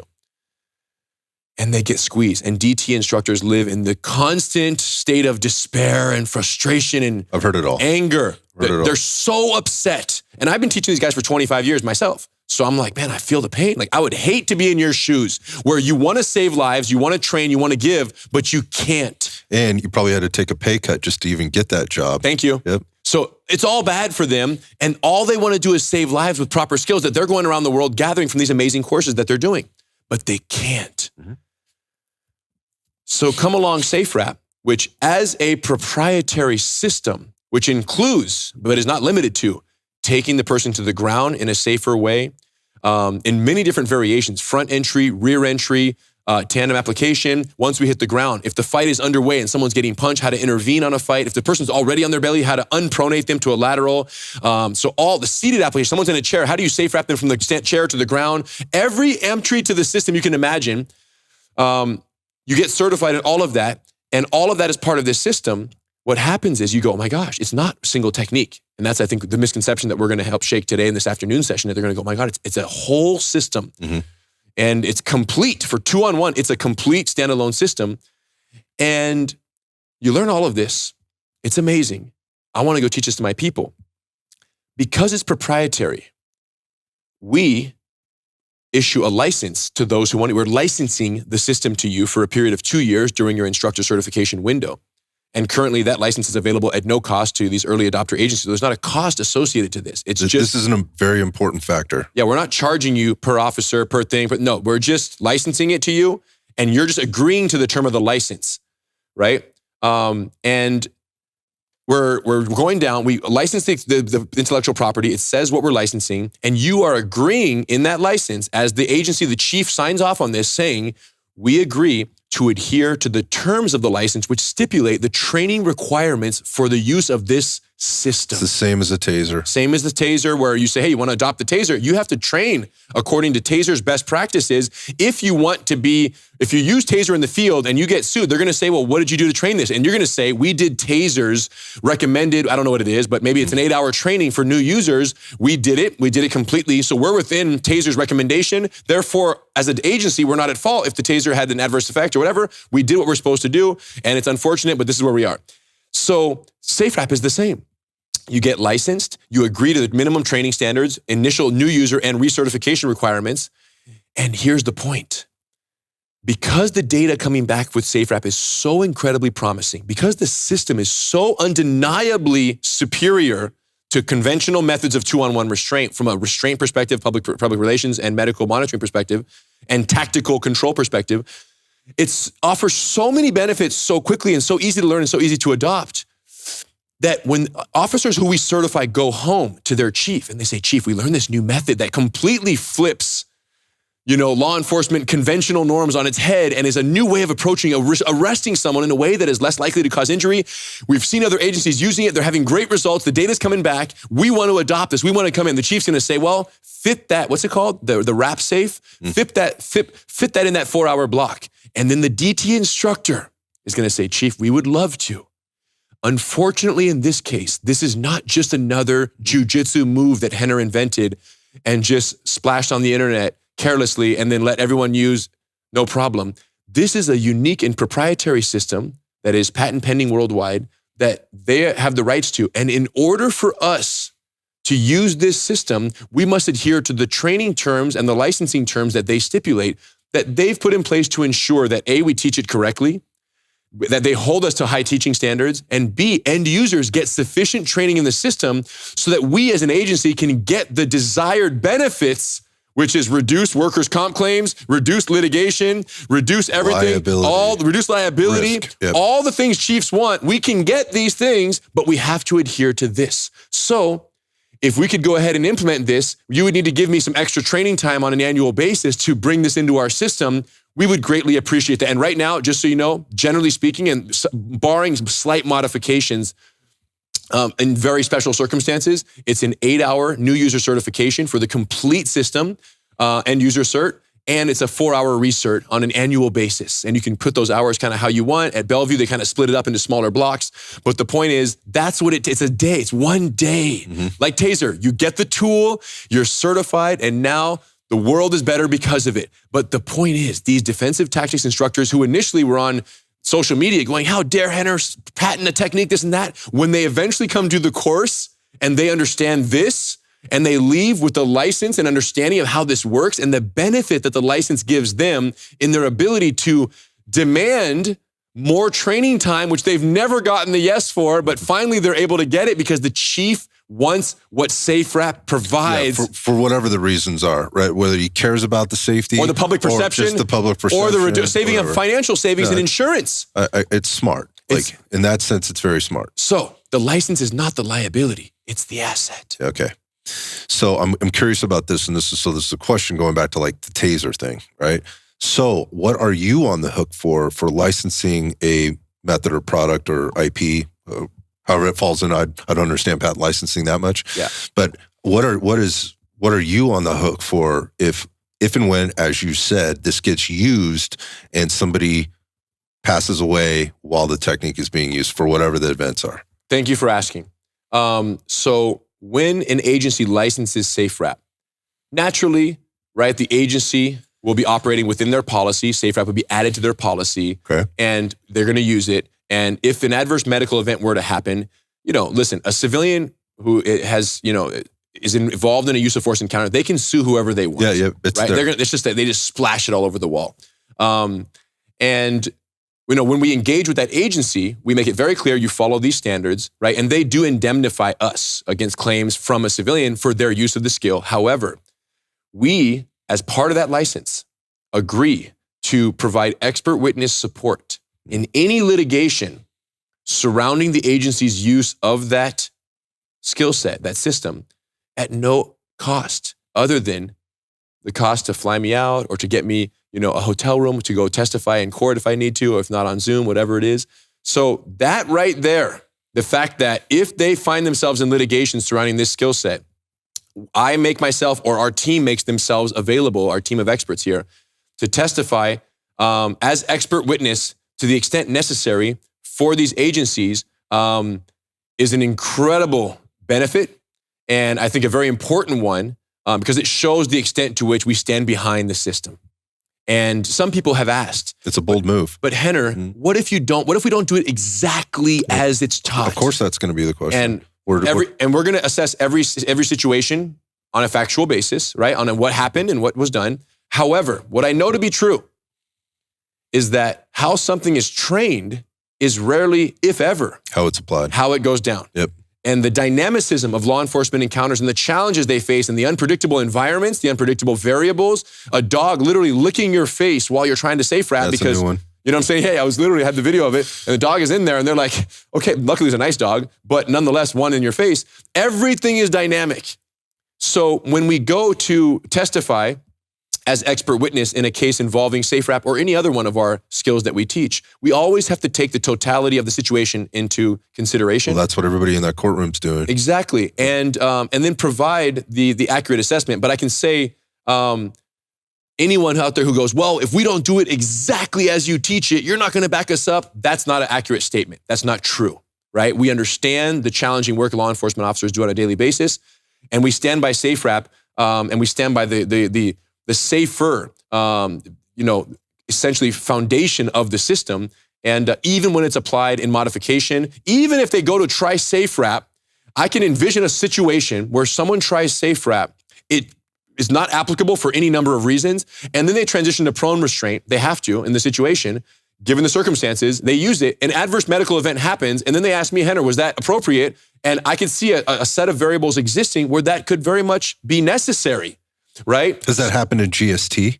What? Like having to be an expert witness for anything that was applied in GST? I've been deposed for GST techniques. That's what I'm asking. And they never went to trial, but I've been deposed and they've kind of sought this in your opinion because the technique was used and it wasn't a GST technique. So the prosecuting attorney was asking us, hey, he did something different than is this technique GST? Yes or no? And is this technique reasonable? And those are two very different questions. And in this case, the technique, although it wasn't GST and it resulted in an injury, we were able to say, although we didn't teach this exact technique, it was objectively reasonable based on the circumstances and the threat and the level of resistance that this was performed this way. Oh, that's interesting. They asked you that. You understand question. I'm an expert. I'm an expert in jiu-jitsu. I'm an expert in control. I'm not an expert in GST.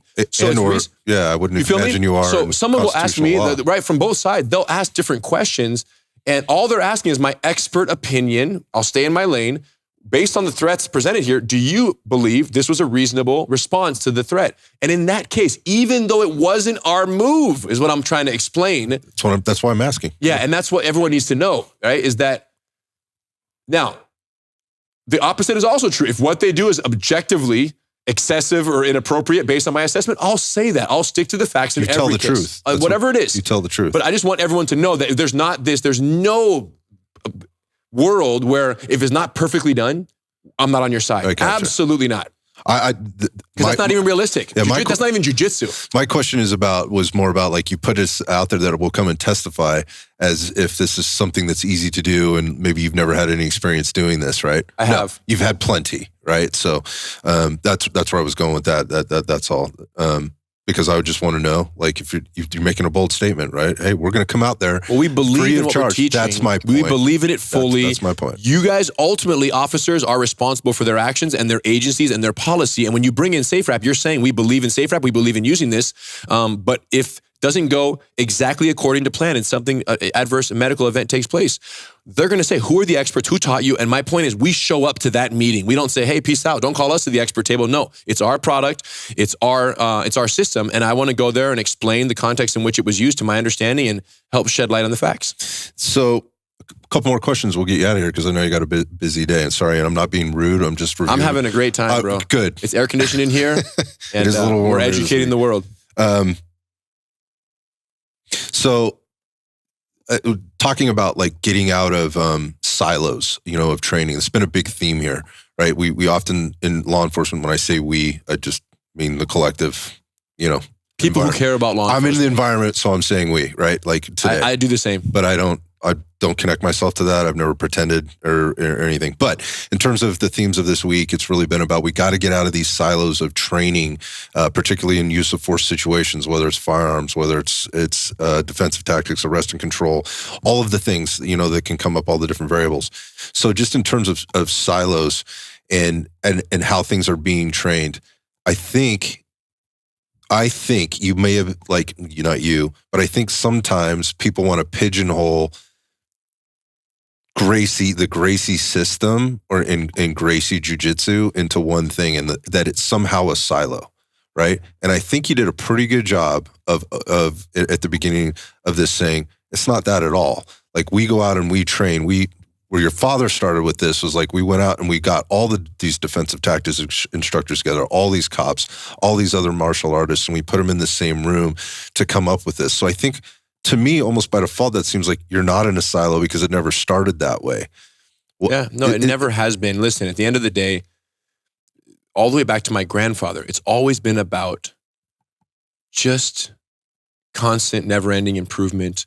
Look for solutions where you don't expect to find them. Listen, anyone who says we operate in a silo, well, if what you mean by that is... No, I'm not saying that. I know you're not saying that. I'm saying to anybody who is saying that, if what you mean by that is, a family that specializes in control, escapes, submissions, personal safety, and then taking that skill set and going over to an entirely unfamiliar realm of healthcare and creating an entire program for those specific solutions based on the threats, they showed me thousands of attacks. We aggregate the data, right, and then analyze that. And then we basically create solutions for their problems under their strict parameters of safety and patient safety, create solutions in their world, create a program called Gracie Medical Defense that they can now use, take elements of that, bring it back to law enforcement that's now saving lives in law enforcement and improving outcomes, reducing liability for agencies, officers, preventing them, helping them in the courtroom and on the streets. If that's operating in a silo, then I don't know if that's operating a silo, then I don't know what isn't operating a silo, because we're bouncing all over the place, bringing good ideas together. So, listen, I don't really focus on those people too much, and I just continue to try to do good work. No, I think it's a great answer, and in terms of maybe seeming like an attack, it's not what it was at all. I was just talking more on the larger basis of, it can be very easy for law enforcement to do that, and if you're involved in law enforcement, then by proxy, you could be easily brought into that. You've already demonstrated. Like, look, man, I'm impressed. Like, I'm impressed by the reaching outside and people actually reaching from the outside in to pull this stuff in that sense. But I can also see where people from the outside that don't understand it, what you explained, which was the premise of this whole conversation today, was to get a deeper level understanding for my own personal interests, right? But also to maybe help tell your story a little bit, because I don't think people understand all those things. They can't know that. Which then kind of brings me to my next question, which is like, we go back to the whole YouTube thing and people learning on YouTube and the challenges of this. So you put out the video of the Venice Beach thing, right, where they're trying to get the $1,000 of the knife, or the knife for the $1,000 kind of thing. I think there's a big challenge. I just want to hear you maybe talk about that a little bit, of like, there's a little bit of crowd work, right, to get people familiar with what it is that you're doing and kind of introduce them to it. And I think you're very good at that, right? And then there's also what really happens on the inside once you're there. And I'm getting some level of exposure to that this week through listening to you talk, sitting here, you're sharing your time with me now, seeing the demonstrations and your interactions, on the mats, which is where you live, and you might as well be a mat, kind of thing when I'm watching you out there. So the challenges of learning this stuff. You already talked about how putting out the online learning system and how successful that was. Dude, you've had success there. Like, and it's proven itself out. Totally get it. The other part is the way you put together the educational system and how you built a team in order to be able to put this information out there. The certification structure, right? There's a high level of integrity that exists there, right? And why? Because your name's literally attached to it, right? Like, there's a lot of risk and a lot of liability there. I'm sure there's a lot of pride and everything else that exists there. And then obviously bringing it to an environment like this and continually putting out there, there's a lot of moving pieces here. And I can imagine where the traditionalists would look at this and think it's a little weird. I just see you as kind of evolving and moving outside of that. And so I again, going back to like the YouTube stuff and any of the Instagram and the social media stuff, how do you see that fitting in? Like, where does that benefit you most as a business owner and as an innovator, as a practitioner, and a leader of people, right? And an influencer of people? How does that fit in for you? Yeah. It's just, we have different ways of connecting with the world and different populations we need to reach. SafeWrap being the example, I knew that if I could get people, the civilians, to root for SafeWrap, that law enforcement would listen more eagerly than if the civilians didn't support it. So being that someone who's comfortable on camera, comfortable making videos, comfortable with social media, it started to really take off at my, late teens, early 20s, and I just kind of rode that first YouTube wave and understood how to interact with it. I'm like, no, the way we're going to tell this story, basically the Gracie challenge is the SafeWrap challenge, is I got to go to the beach and just wrap random people. It was crystal clear to me the moment I invented the system that video would exist. The minute I invented SafeWrap, I'm like, the video that the world needs to see is random people getting wrapped, not injured, not successfully escaping, not reaching the cash, and getting handcuffed on their side. Literally, it just crystallizes. And then I do it, and then the people see that. They go, oh my gosh, if I had to be arrested, I would want to be SafeWrapped. So a cop see that and go, oh my gosh, the Gracies freaking went out on a limb. When's the last time you've seen cops say, hey, we're just going to arrest in prone restraint 15 people, the next 15 people that walk by. If you can get out of our arrest, you get $1,000. You're never going to see that. Why not? Because they won't be successful. If you're using prone restraint and you get 15 random people from freaking 320 pounds to 80 pounds. I'd sign up. You're going to hurt. I know, you would get out and get the cash. So would I. So you would not see that demo. And the point is, cops had never seen that. So it's a great way to kind of rattle the cage of law enforcement and say, hey guys, this is the way forward. I just knew that dramatic display of that. So I understand how to build curriculums and create very structured, very clean, very professionally produced back-end curriculum material. I've done that now for, 17, 18 years.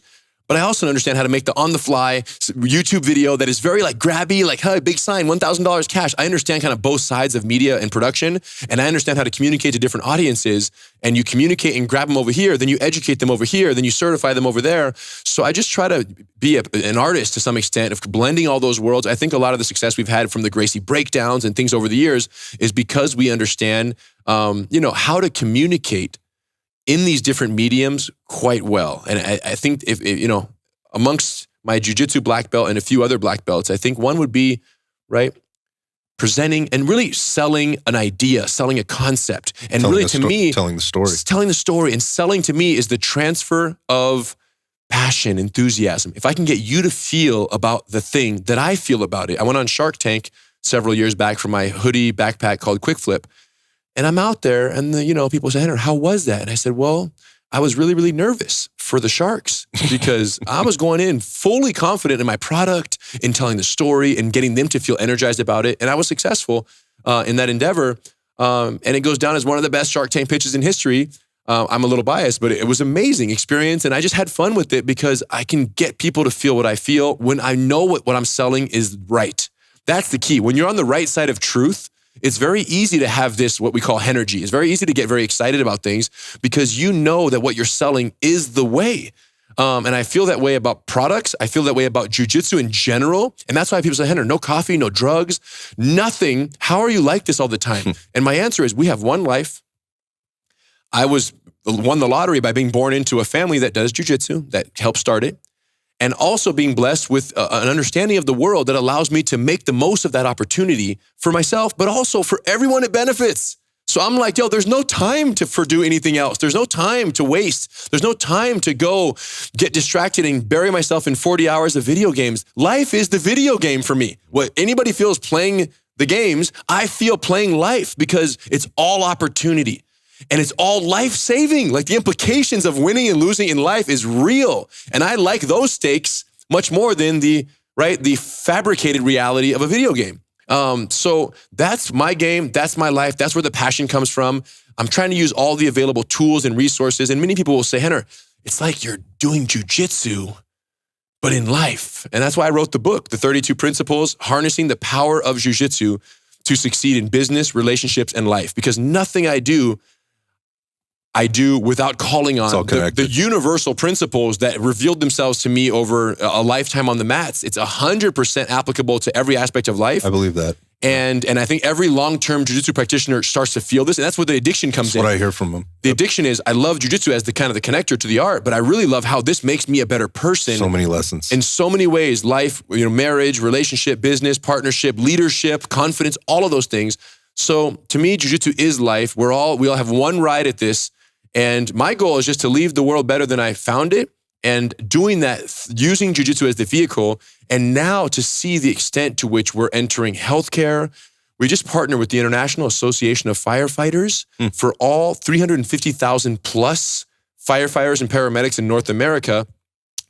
Our program for medical safety, our Gracie program for medical defense and personal safety in the back of an ambulance. These are the solutions we're creating with jiu-jitsu. SafeWrap is part of that, but it's not the entirety of that. Just like GST, there's the medical defense that is separate from SafeWrap. Then there's SafeWrap as part of it. Then there's the law enforcement that is separate from SafeWrap. Then there's SafeWrap as part of it. And then there's in the middle. So the institutional applications of jiu-jitsu are really intriguing to me right now. Continuing to grow our global network of certified training centers where people can just learn as civilians who want to just love this art and grow with it. All of those are kind of the priorities and the passions for me right now. And just realizing that jiu-jitsu is growing, and those who are helping it grow and making it accessible to populations that otherwise wouldn't have access. That's to me, that's the fun. Whether I have a certified training center who is making jiu-jitsu available to the less athletic, the older, the less confident individuals, or men, women, or children, or to create a medical defense program where clinicians are learning the basics of distance management and SafeWrap to help care for dementia patients. This is the world. And by the time I'm gone, it will be fully adopted across clinical, across fire EMS, across law enforcement. All of them, it will be the norm. The standard will be some jiu-jitsu basics, but adapted very carefully by Gracie University. And so just a quick comment on the video, the Venice Beach video. I thought that was the answer you're going to give me. Like, you knew how the world needed to see it, how it needed to be delivered. And if you were going to get it in law enforcement, the public needed to see it first. I anticipated that was the answer I was going to get. I've never heard you say that before. It's smart, real smart. And I think it was an outstanding play, however people want to judge it or whatever else. But the rest of it, you're not the only person I've ever met that has a very similar type of energy, that has similar passion, that has a similar drive, that has a mission bigger than themselves, that is trying to accomplish something what to them is very important, very special, and very connected to a lot of other things. It's interesting how jiu-jitsu teaches you so many lessons and makes those connections happen. You're not the first person I've heard say that, and that have been successful in their own rights. They may not just have the same personality as you. They may have the drive, but they may not have figured out how to be comfortable on camera and bring their passion to the world and bring their mission to the world and do it in the ways that they have. As I've been listening to you and you're talking about how your program is structured, and it's all in your head, right? But there's like a matrix working in there. And on the business end, there's a matrix working in there. You know how all the pieces fit together. I think that can be very misconstrued and misinterpreted by folks. And so when I asked you that question, that's what I thought I was going to get, and where you took it was what I actually do get from you. Like when I see you, in social media or in the bits and pieces that I've been able to pick up. And I always keep that objectively in front of my mind, is all I'm seeing is what's being put out there, right? And hearing maybe what other people are saying. So getting the opportunity to sit down with you and actually have you walk me through it and connect dots for me and give me some perspective that I didn't have, I hope has given other people perspectives that may have made assumptions or didn't know. They just don't know. And they're maybe in a group or in a silo of their own who have heard things or have made decisions based on things that they don't understand, they don't know. And I think that's why we're here this week, is to kind of break through some of those things, break through the silos, break through some of the stigmas, understand how to look outwardly, and bring stuff in. And you're a different guy. And when you walk into the room, like, there's an energy there. Again, you're not the only guy I know like that. You're just the only dude in the jiu-jitsu world that I know that's doing it that way. And it's very different. And very different often means people step back a little bit and go, I'm not sure about this dude. And that was me. Like, I'm not sure. But not sure because you're the only person in jiu-jitsu doing it. It's just I haven't had a conversation with you. So I say all that to say, thank you for sitting down with me. Thank you for answering my questions. Thanks for your passion. Thanks for what you're bringing to this, what you're contributing to the audience. And I just think, like, on a larger level, I mean, there's a lot of things going on here. You've talked about all of them from a business perspective and all the different lives that you get to touch. That's pretty powerful, and it's a big responsibility in that. And I gotta say, like, I think you get that, right? And maybe not everybody does. But I'll walk away from this, and this one will keep me up at night. Like, I'll stare at the ceiling, kind of thinking about things that you said and how you said them and how to apply those in other conversations, but also in my own life. And that said, I can't wait to get out here and watch that thing go a little deeper and see the light bulbs go on for people and ask them questions, challenge you with things, and challenge your instructors, with things, that they need. Because when I see that happening, those are the kind of cops, like, I need showing up when, my wife calls 911 or my mom calls 911, whatever else. So that, again, big responsibility, and I appreciate what you're doing. Thank you. And I appreciate your work as well. And asking the right questions is very difficult to help inform the ones who maybe don't know how to ask the right questions. They don't have the platform to do it, and you're killing it there. CALFIA, the entire organization, Brandon, Kenny, Josh, doing great work here. This is my first time attending the conference, and it was just like, whoa, like, this is like the perfect format for the perfect audience. They really created a venue here for the officers, specifically the force instructors, by force instructors, and bringing all the experts together to, like, they're really just incredible mediators of the highest experts in this field across the country are coming together, from the DT world, from the legal world, from the medical world. When I see who's in the room, I'm like, yo, these are the most famous researchers in use of force. Like, and I'm on a panel with some of these guys, and I'm like, they're twice my age. But I'm like, man, this is respect right here. And I'm happy to be here. I was very proud to be part of it. Proud to be invited, and just proud of the work that they're doing. It's long overdue that an organization like this be necessary. There needs to be an organization like this nationally. There isn't. Agreed. And who knows, maybe Josh and the crew will make that happen at some point. I know they're doing a lot of this as volunteer work, It's so it's like bootstrapping. It's like crazy, dude. Yeah, a lot of late nights and sleepless nights. So I appreciate you. I appreciate CALFIA tremendously. And just in terms of anyone out there who's curious about learning more, tell them.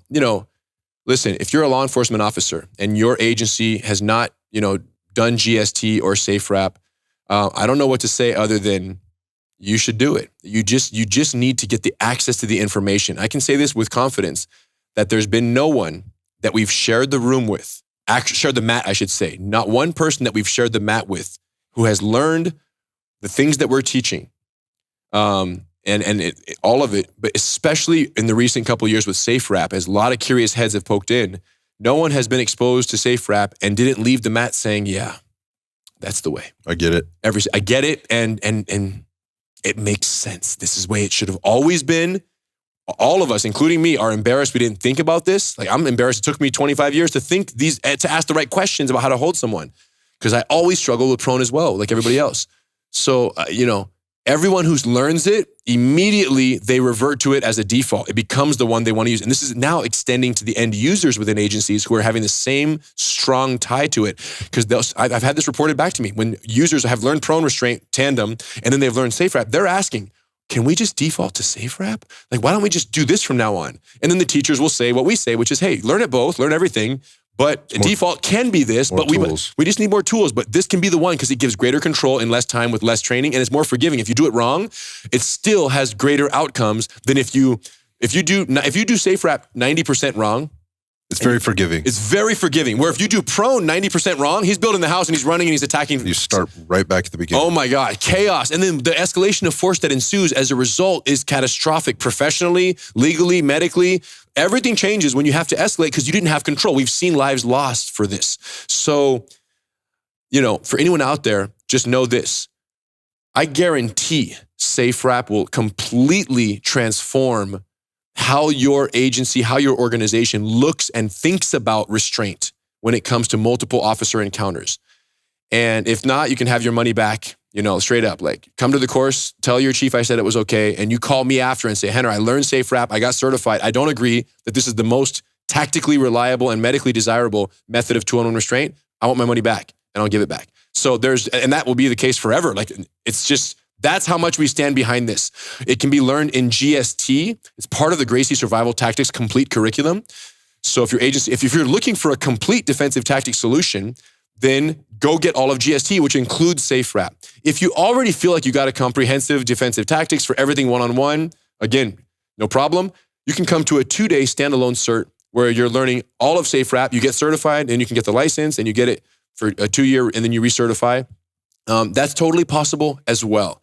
The point is, in whatever form you need it, we got you. And the Dominican Republic reached out because they saw the SafeWrap video on Venice Beach. They said, oh my God, that was amazing. They're trying to reform national police reform, 40,000 officers.